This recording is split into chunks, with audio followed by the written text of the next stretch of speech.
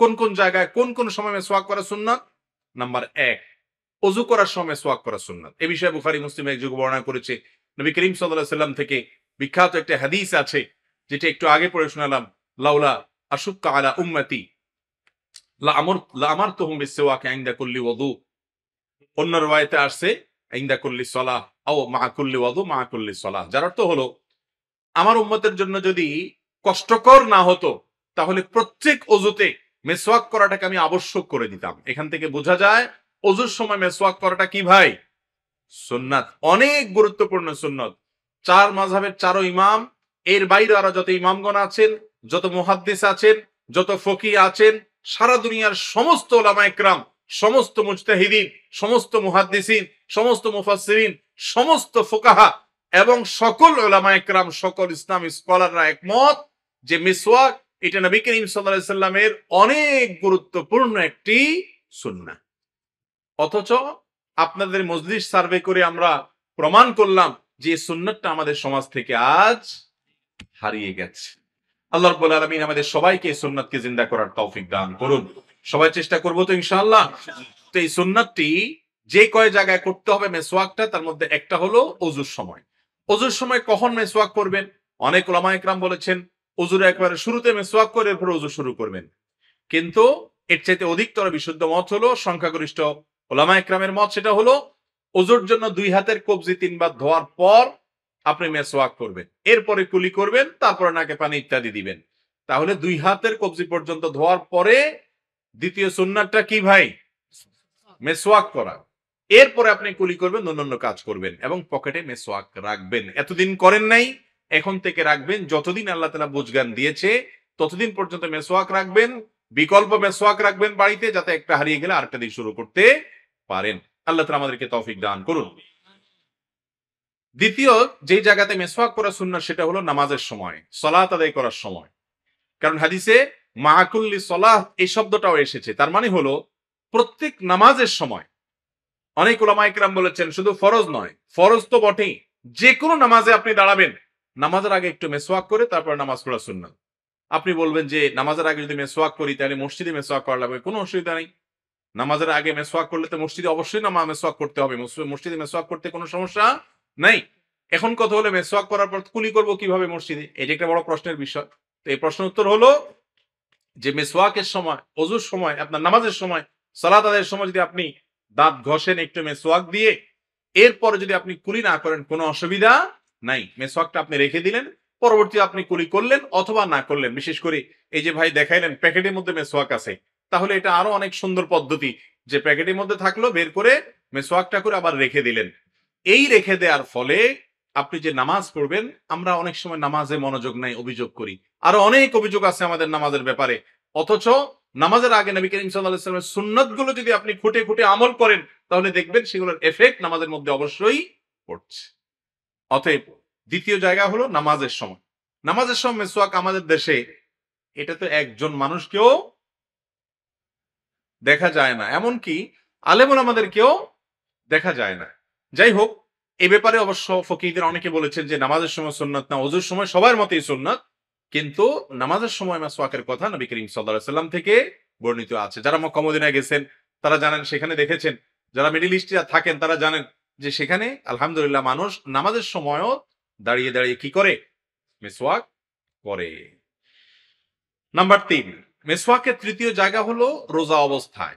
আমাদের দেশে মানুষ মনে করে রোজা অবস্থায় মেসওয়াক করা যায় না, অথচ হাদিসে বরং বিপরীতটা বলা আছে। আম্মা জান আয়েশা রাদিয়াল্লাহু তাআলা বলেছেন নবী করিম সাল্লাল্লাহু আলাইহি সাল্লাম রোজা রেখে এত বেশি পরিমাণ মেসওয়াক করতেন, এত বেশি সংখ্যকবার মেসওয়াক করতেন যে গুণে আমি শেষ করতে পারতাম না। আপনি একটু চিন্তা করেন তো, রোজা রেখে তো খাবার দাবার তিনি গ্রহণ করতেন না। তাহলে খাবার দাবার গ্রহণ না করলে দাঁত অপরিষ্কার থাকারও প্রশ্ন নাই। তারপরেও তিনি রোজা রেখে এত বেশি বার মেসওয়াক কেন করছেন?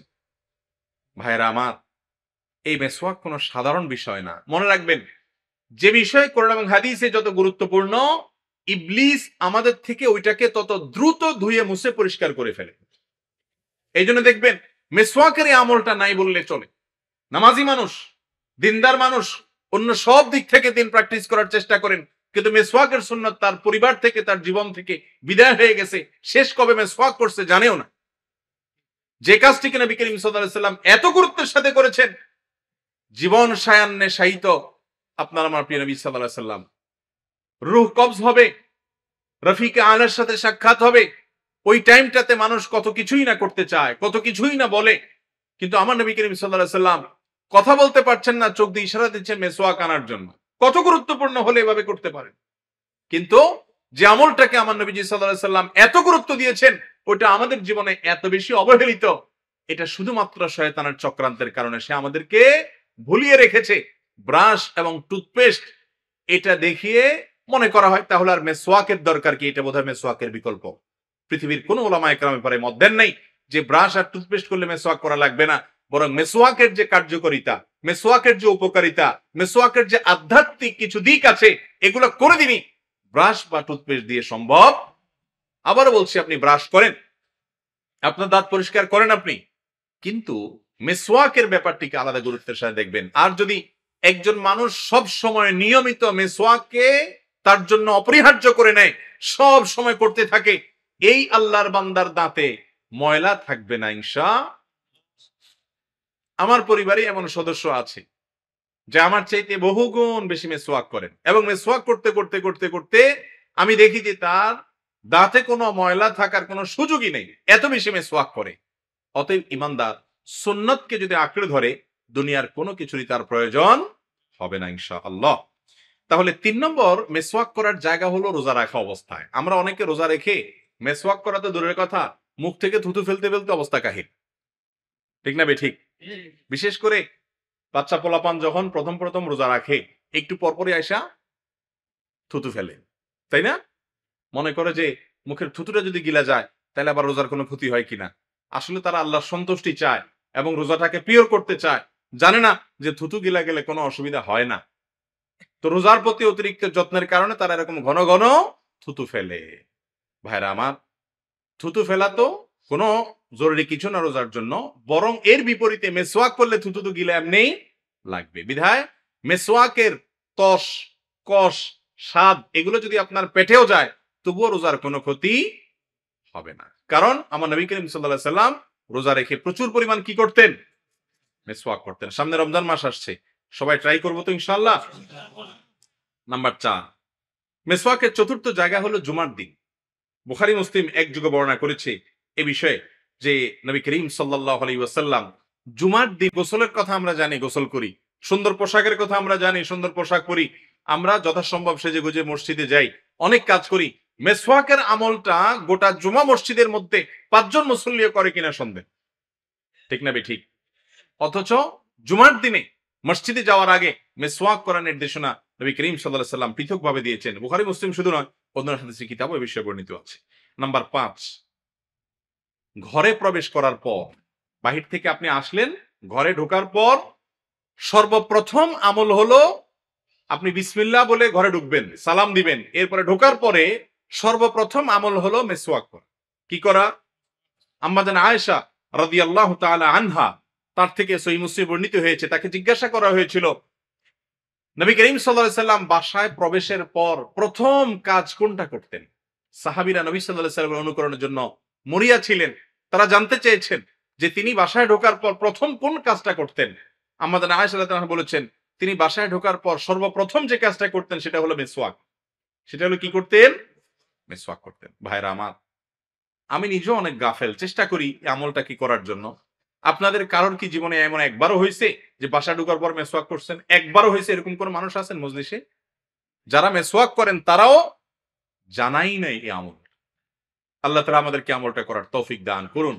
ভাইরা আমার, সুন্নতের উপকারিতা সবসময় আপনি খোলা চোখে দেখবেন না, কিন্তু প্রতিটা সুন্নত, নবী করিম সাল্লাল্লাহু আলাইহি সাল্লামের প্রতিটা আমলের বহুবিধ উপকারিতা আপনার আমার জীবনে ঘটবে, তার প্রতিফলন আপনি অবশ্যই পাবেন, তাতে সন্দেহ করার কোনো সুযোগ নেই।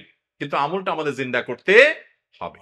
ঘরে ঘরে এখন অশান্তি, নানা রকমের বিপদ ব্যত্যয়, কিন্তু নবী সাল্লাল্লাহু আলাইহি ওয়াসাল্লাম সুন্নত আমরা কয়জন করি? বিসমিল্লাহ বলে বাসায় প্রবেশ করি না, বিসমিল্লাহ বলে বের হই না, টয়লেটে যেতে বিসমিল্লাহ পড়ি না, টয়লেটের দরজাটা বন্ধ রাখি না, বের হওয়ার সময় আবার দোয়া পড়ি না, টয়লেটে ঢোকার সময় দোয়া পড়ি না। এরকম বিভিন্ন জায়গায় খাবার সময় দোয়া নাই। সুন্নাত বিলুপ্ত হয়ে যাচ্ছে, আর সংসারগুলোও সব ধ্বংস হয়ে যাচ্ছে। বিধায় এই সুন্নাতটিও জিন্দা করা দরকার। বাসায় প্রবেশের পর মিসওয়াক অন্তত মাঝে মধ্যে হলেও করেন। নাম্বার 6, ঘুম থেকে উঠার পর। আব্দুল্লাহ ইবনে আব্বাস রাদিয়াল্লাহু তাআলা আনহু বয়সে অনেক নবীন ছিলেন, তরুণ ছিলেন, প্রিয় নবী সাল্লাল্লাহু আলাইহি সাল্লামের সেবা করতেন। ভোর রাতে যখন নবীজি সাল্লাল্লাহু আলাইহি সাল্লাম ঘুম থেকে উঠে তাহাজ্জুদের নামাজ পড়তেন, ওই টাইমে তিনি উঠে যেতেন, তার ওযুর পানি আগায় দিতেন, তার টয়লেটের পানি আগায় দিতেন, তার মেসওয়াক অন্যান্য জিনিস আগায় দিতেন। আর এই আগায় দেওয়ার কারণে নবী সাল্লাল্লাহু আলাইহি সাল্লামের দোয়াও পেয়েছেন, অনেক দোয়া করেছেন তিনি। নবী করিম সাল্লাল্লাহু আলাইহি সাল্লাম আব্দুল্লাহ ইবনে আব্বাস রাদিয়াল্লাহু তাআলা আনহু তার আপন চাচাতো ভাই, ছোট মানুষ, এরপরেও নবী সাল্লাল্লাহু আলাইহি সাল্লামের ঘুম থেকে উঠার সঙ্গে সঙ্গে উঠে খেদমত করা, তার এই সেবা দেখে তিনি দোয়া করে বলেছিলেন, আল্লাহুম্মা আল্লাহুম্মা আল্লিমহুল কিতাব। আল্লাহ এই ব্যক্তিকে, অর্থাৎ আব্দুল্লাহ ইবনে আব্বাসকে, এই ছেলেটাকে আপনি কোরআনের এলেম দিয়েন। এজন্য গোটা দুনিয়ার সমস্ত উলামায়ে কেরাম একমত যে আল্লাহর কোরআন নবী করিম সাল্লাল্লাহু আলাইহি সাল্লামের পর আব্দুল্লাহ ইবনে আব্বাস রাদিয়াল্লাহু তাআলা আনহু যতটা বুঝেছেন, এতটা অন্য কেউ সচরাচর বুঝেনি। এবং সেজন্য তাকে বলা হয় রাইসুল মুফাসসিরিন, সমস্ত মুফাসসিরদের, সমস্ত কোরআনের ব্যাখ্যাকারীদের হেড এবং প্রধান। তো আব্দুল্লাহ ইবনে আব্বাস রাদিয়াল্লাহু তাআলা বলেছেন, আমি একবার দেখলাম নবী করিম সাল্লাল্লাহু আলাইহি ওয়াসাল্লাম ঘুম থেকে উঠলেন, উঠার পর দোয়া, কোরআন কারীমের আয়াত পড়লেন, সূরা আল ইমরানের সেই আয়াত যেটা ঘুম থেকে ওঠার পর ভোর রাতে আকাশের দিকে তাকিয়ে পড়া সুন্নাত, ইন্না ফি খালকিস সামাওয়াতি ওয়াল আরদ ইলা আখিরিল আয়া ইখতিলাফিল, একেবারে শেষ পর্যন্ত আয়াতের এই পুরো আয়াতটা নবী করিম সাল্লাল্লাহু আলাইহি ওয়াসাল্লাম পড়লেন। এই আয়াতটা পড়ার পর নবী আলাইহিস সালাম যে কাজগুলো করলেন তার ভিতরে একটা ছিল মিসওয়াক। কি ছিল ভাই? মিসওয়াক। ঘুম থেকে উঠলে সাধারণত মুখ পরিষ্কার করার গুরুত্ব আমরা বুঝি, নবী সাল্লাল্লাহু আলাইহি ওয়াসাল্লাম মিসওয়াক করতেন। আবারও বলছি, মিসওয়াক শুধু মুখ পরিষ্কার নয়, এর আধ্যাত্মিক, স্পিরিচুয়াল এবং সুপ্ত অসংখ্য উপকারিতা আছে।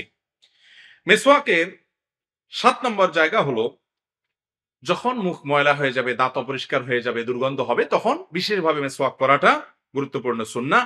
এবং এই ব্যাপারেও বিভিন্ন হাদিস থেকে আমরা স্পষ্ট জানতে পাই। বিশেষ করে ওই যে আসওয়াকু মাতহারাতুন লিল ফাম, মুখ পরিষ্কারকারী মিসওয়াক, এই হাদিস থেকেও বোঝা যায় যখন দুর্গন্ধ হয় বা মুখে ময়লা হয়ে গেছে মনে হয়, ওই টাইমে মিসওয়াক করাটা কি ভাই? সুন্নাত। আর এছাড়াও আরো বিভিন্ন জায়গায় নবী সাল্লাল্লাহু আলাইহি ওয়াসাল্লাম মিসওয়াক করেছেন। 7টি জায়গার কথা জানলাম আমরা। আবারও বলছি, ওযু করার সময় মিসওয়াক করা সুন্নাত, বিশেষ করে 2 হাত কবজি ধোয়ার পর এরপর আপনি মিসওয়াক দিবেন, মিসওয়াক করবেন, তারপরে ওযু করবে, কুলি করবেন। 2 নম্বর হলো সালাত আদায়ের সময়, নামাজের সময় মিসওয়াক করা সুন্নাত। 3 নম্বর হলো রোজা রেখে দিনের বেলায়, রোজা রাখা অবস্থায় মিসওয়াক করা সুন্নাত। 4 নম্বর হলো জুমার দিনে, জুমার নামাজে যাওয়ার আগে মিসওয়াক করা সুন্নাত। 5 নম্বর হলো বাসায় প্রবেশের পর সর্বপ্রথম মিসওয়াক করা সুন্নাত। 6 নম্বর হলো ঘুম থেকে উঠার পর মিসওয়াক করা সুন্নাত। 7 নম্বর হলো মুখ অপরিষ্কার হলে ওই টাইমটাতে মিসওয়াক করা সুন্নাত। মিসওয়াক সব সময় ডান দিক থেকে করতে হয়। যে কোনো কাজেই আল্লাহ রাব্বুল আলামিন ডানকে পছন্দ করেন ভালো কাজে, এজন্য ডান দিক থেকে মিসওয়াক শুরু করতে হয়। এবং এই মিসওয়াক নিয়মিত অভ্যাসে পরিণত করার জন্য আমাদের দরকার দৃঢ় সংকল্প এবং প্রতিজ্ঞা। বিশেষ করে ব্রাশ এবং পেস্ট যেন আমাদের নবী করিম সাল্লাল্লাহু আলাইহি ওয়াসাল্লামের সুন্নাত থেকে আমাদেরকে দূরে সরাতে না পারে। চেষ্টা করব তো ইনশাআল্লাহ। যদি ঈমানী মৃত্যু আশা করেন, আল্লাহ তাআলা সন্তুষ্টি কামনা করেন, নবী সাল্লাল্লাহু আলাইহি ওয়াসাল্লামের কাছ থেকে আজর আশা, মানে তার কাছ থেকে যে ওয়াদাকৃত আজর সেটা আশা করেন, এবং ফেরেশতারা আপনার অনুকরণ করবে, আপনার অনুসরণ করবে, আপনার তেলাওয়াত শুনবে, সেটা যদি আশা করেন, তাহলে এই টাইমগুলোতে কোরআন তেলাওয়াতের সময়টাতেও বিশেষভাবে মিসওয়াক করবেন। আল্লাহ তাআলা আমাকে, আপনাকে, আমাদের সবাইকে সমাজ থেকে হারিয়ে যাওয়া সুন্নতকে জিন্দা করার তৌফিক দান করুন।